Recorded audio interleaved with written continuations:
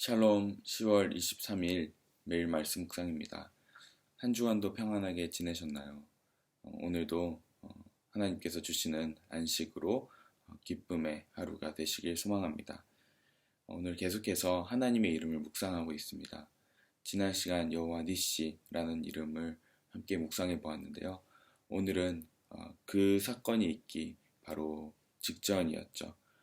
마라의 쓴물 사건을 통하여서 다시 등장해 주시는, 말씀해 주시는 그 하나님의 이름을 묵상해 보고자 합니다. 오늘 본문 말씀은 출애굽기 15장 22절에서 27절 말씀입니다. 제가 봉독하겠습니다. 모세는 이스라엘을 홍해에서 인도하여 내어 수르 광야로 들어갔다. 그들은 사흘 동안 걸어서 광야로 들어갔으나 물을 찾지 못하였다. 마침내 그들이 마라에 이르렀는데 그곳에 물이 써서 마실 수 없었으므로 그곳의 이름을 마라라고 하였다. 이스라엘 백성은 모세에게 우리가 무엇을 마신단 말입니까? 하고 불평하였다. 모세가 주님께 부르짖으니 주님께서 그에게 나무 한 그루를 보여주셨다. 그가 그 나뭇가지를 꺾어서 물에 던지니 그 물이 단물로 변하였다. 주님께서 그들에게 법도와 율례를 정하여 주시고 그들을 시험하신 곳이 바로 이곳이다. 주님께서 말씀하셨다. 너희가 주 너의 하나님인 나의 말을 잘 듣고 내가 보기에 옳은 일을 하며 나의 명령에 순종하고 나의 규례를 모두 지키면 내가 이집트 사람에게 내린 어떤 질병도 너희에게는 내리지 않을 것이다. 나는 주 곧 너희를 치료하는 하나님이다. 그들이 엘림에 이르렀다. 거기에는 샘이 12곳이나 있고 종려나무가 70그루나 있었다. 그들은 그곳 물가에 진을 쳤다. 아멘. 오늘 본문 말씀은 정말 놀라운 사건이죠. 하나님께서 이스라엘 백성을 자신들을 추격하는 이집트 군대로부터 홍해 사건, 홍해를 가르심으로 그들을 구원하신 이후에 바로 직후에 일어난 일입니다. 놀라운 그 사건으로 인하여서 정말 모세도 엄청난 노래로 모세가 15장의 모세의 노래와 그리고 후반부의 미리암의 노래 하나님의 구원 사건을 노래하는 장으로서 장엄하게 시작하는 내용입니다. 그러나 그 기적을 경험하고 그 구원 사건을 경험한 것도 잠시 그들은 홍해를 떠나고 홍해를 건너서 광야로 들어섰습니다. 정말 그 놀라운 사건이 있은 지 사흘이 지났지만 광야에서 그들은 물을 찾지 못하는 상황에 이르렀던 것입니다. 하나님께서 놀라운 구원 사건을 일으키시고 정말 이 백성들을 구원하셨지만 이들은 물을 찾지 못함으로 인하여서 고생길을 경험하고 있었던 것입니다. 사흘 동안이나 물을 마시지 못했다고 합니다. 얼마나 목이 마른 상황이었을까요? 그런데 그 목이 마른 그 상황 가운데 마침내 어떤 물이 있는 곳에 도착합니다. 그곳은 마라라는 곳이라고 합니다. 그런데 그곳이 어떤 곳이었습니까? 그곳에는 물이 있었지만 물이 너무나 써서 마실 수 없었다고 합니다. 그래서 그 장소를 마라라는 뜻은 곧 쓰다라는 뜻인데요. 물이 너무 써서 마시지 못하는 지경에 이르렀던 것입니다. 기어이 사흘 동안 정말 수백만 명의 사람들이 함께 이동을 하면서 찾았던 그 장소. 그 지도자를 믿고 따라갔지만 결국 다다른 곳은 쓴물이 있던 곳이었던 것입니다. 불과 사흘 전만 하더라도 그 놀라운 하나님의 역사를 경험했음에도 불구하고 이들은 쓴물을 만난 그 지경에 이르렀을 때 그들의 반응은 어떠했습니까? 결국 그들의 지도자인 모세에게 불평분만을 쏟아놓기 시작했습니다. 24절에 이스라엘 백성이 나타난 반응이 등장합니다. 이들은 이렇게 말합니다. 이스라엘 백성은 모세에게 우리가 무엇을 마신단 말입니까? 하고 불평하였다. 라고 이야기합니다. 지도자를 믿고 떠났지만 결국은 아무것도 없었던 상황이었던 것입니다. 그렇게 모세에게 불평하자 모세는 어떻게 해야 했을까요? 아무것도 의지할 것 없는 모세였을 것입니다. 결국 모세는 하나님 앞에 부르짖습니다. 여호와 하나님께 부르짖기 시작합니다. 불평 앞에서 모세는 할 수 있는 것이라고는 하나님 앞에 부르짖는 것뿐이었습니다. 그렇게 하나님 앞에 부르짖자 모세는 어떤 것을 경험합니까? 하나님께서는 모세에게 나무 한 그루를 보여주시고 가지를 보여주십니다. 그래서 모세는 그 나무 가지를 꺾어서 물에다가 던졌다고 합니다. 그 마라의 쓴물, 그 쓴물에 그 나무 가지를 던지니 어떻게 되었다고 합니까? 바로 쓴물이 단물로 변하였다고 합니다. 정말 간단해 보이는 이 사건이 우리에게 이야기해주고 있는 것이 있습니다. 하나님께서 자신의 이름을 드러내면서까지 이 사건을 통해서 말씀하시고자 하는 메시지가 있는 것입니다. 이 장소, 단순히 물이 없어서 죽을 수도 있었던, 모든 민족이 말살될 수밖에 없었던 이런 상황 가운데서 하나님께서 이들에게 굳이 이 땅 가운데 인도하셨다는 이유를 설명해 주고 있는 것입니다. 왜 굳이 사흘 동안 물도 못 마시게 하시고 또 그 이후에 기어이 찾았던 그 장소가 쓴물이었던 장소였을까요? 우연히 이 장소에 가게 되었던 것일까요? 이 사건을 통해서 하나님께서는 그 장소에 의미가 있었다고 이야기하십니다. 25절 후반부에 사건이 다 끝난 이후에 이런 말씀을 하십니다. 주님께서 그들에게 법도와 율례를 정하여 주시고 그들을 시험하신 곳이 바로 이곳이다 라고 이야기하십니다. 왜 이 장소에 하나님께서 굳이 어려움의 길로 구원 사건이 정말 일으키신 이후에 왜 이곳으로 보내셨을까요? 그것은 바로 법도와 율례를 가르쳐 주시려고, 그리고 시험하시기 위해서 이곳에 이끄셨다고 합니다. 법도와 율례를 정해주시는 것은 그냥 법도와 율례를 주시면 되실 텐데 왜 이런 목숨이 왔다 갔다 하는 상황에 이르게 했을까요? 그것은 바로 시험해 보신 곳이라는 것을 통해서 우리가 알 수 있습니다. 시험하다.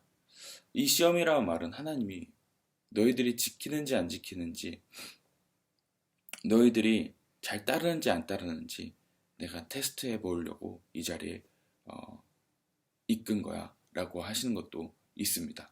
그러나 조금 더 깊이 들어가면 하나님께서 이 시험하다 라는 이 단어를 통해서 테스트하시고 그리고 그 이스라엘 백성들이 어떤 존재인지 드러내시기 위해서 이곳으로 인도하셨다는 것입니다. 무엇을 드러내려 하셨던 것일까요? 무엇을 달아보려고 하셨던 것일까요?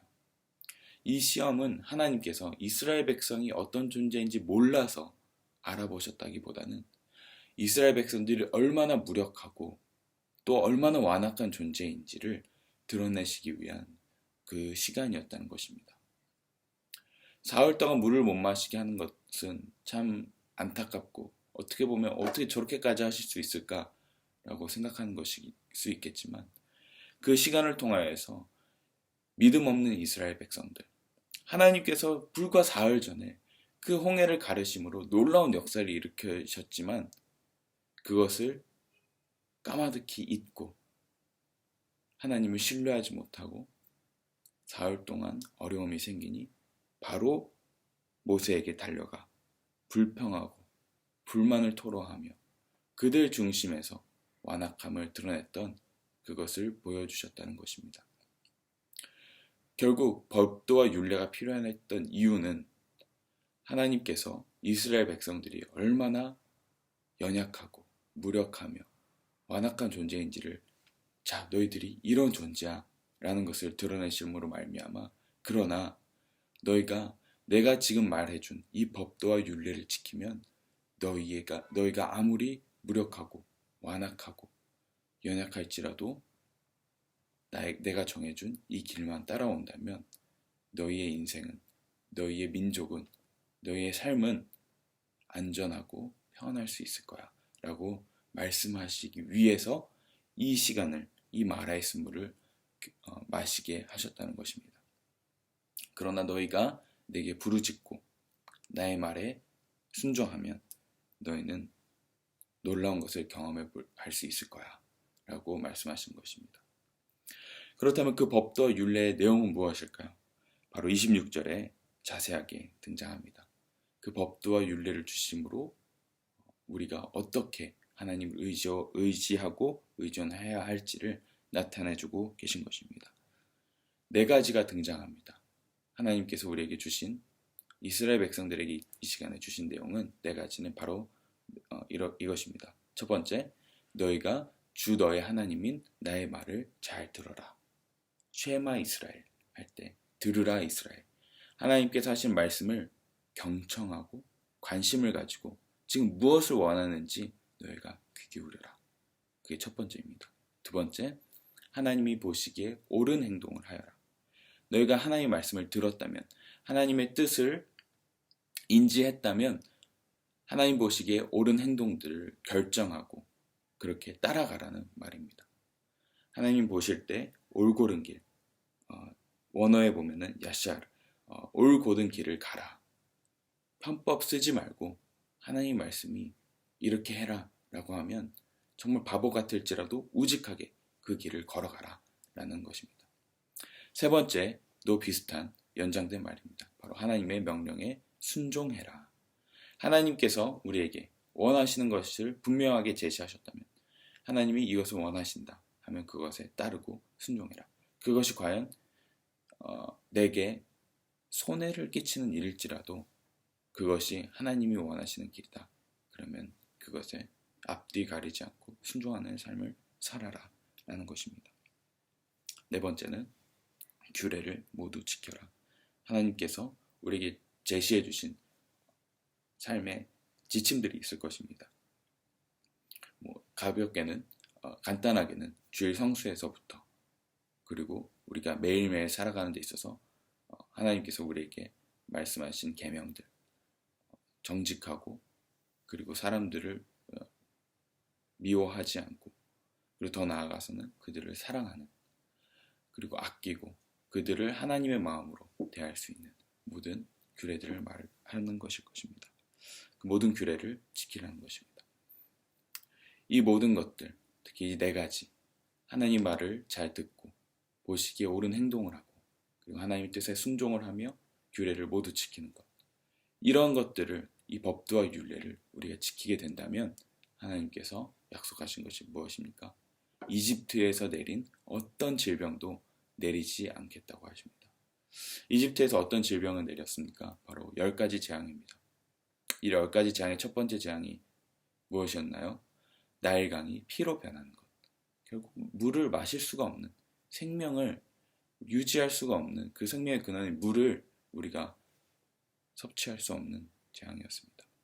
아마도 이스라엘 백성들은 이 쓴물을 경험했을 때 우리가 경험했던 그 이집트에게 내려졌던 재앙이 우리에게 임했구나 라고 생각했던 것 같습니다. 그 물을 마시지 못함으로 해서 죽는 그 처지. 우리가 그것으로 인해서 하나님의 구원을 경험했지만 이제 우리에게 그 재앙이 임했구나. 하나님이 진노하셔서 우리를 구원하셨지만 하나님이 우리에게 화가 나셔서 우리에게 이런 어려움이 생기는구나 라고 오해했을 수도 있을 것입니다. 그러나 하나님께서는 그 시간을 통하여서 멸망시키기 위해서 그 일을 허락하신 것이 아니라, 그 어려움이, 그 고난이, 그 씁쓸하고 정말 쓰디쓴 그 사건이 그들을 멸망시키기 위해서 그 사건을 하나님께서 허락하신 것이 아니라, 결국 그 일을 통하여서 하나님께서 그들의 삶의 주인이 되어주시고, 우리가 얼마나 무력한지, 이스라엘 백성들이 얼마나 무력하고 완악한지를 그 사건을 통해서 드러내시고자 했던 것입니다. 그러나 그 시간, 그 순간에 하나님의 뜻을 바로 알고 그 어려움의 시간을 통해서 그래, 하나님의 뜻이 있구나, 하나님이 이렇게 따라야 되는구나 라고 선택하고 나아간다면 하나님께서 우리에게 새로운 길을 제시하실 것이고 회복의 역사로 나타나실 것입니다. 그렇게 쓰디쓴 물이 단물로 변하는 역사, 불평이 아니라 하나님께 부르짖을 때 쓴 물의 사건이 단물로 변하는 사건으로 변하게 될 것입니다. 그래서 하나님께서 그 사건을 통하여서 자신을 드러내셨던 것입니다. 무엇이라고 말씀하십니까? 바로 나는 주 곧 너희를 치료하는 하나님입니다. 치료하는 하나님. 이제 개역 개정에는 여호와 라파, 라파라는 이름, 치료하는 하나님이라는 것을 드러내는 것입니다. 26절 후반부에 나는 주 곧 너희를 치료하는 하나님입니다 라는 말이 있을 때 왜냐하면 이라는 말이 생략되어 있습니다. 내가 이집트 사람에게 내린 질병, 어떤 질병도 너희에게는 내리지 않을 것이다. 왜냐하면 나는 주 곧 너희를 치료하는 하나님이기 때문이다 라는 말씀인 것입니다. 나는 주 곧 너희를 치료하는 하나님, 이것을 직역하자면 어떤 표현이냐면요, 나는 너의 의사야. 여호와 하나님은 너의 의사가 되는 분이야 라고 얘기하는 것입니다.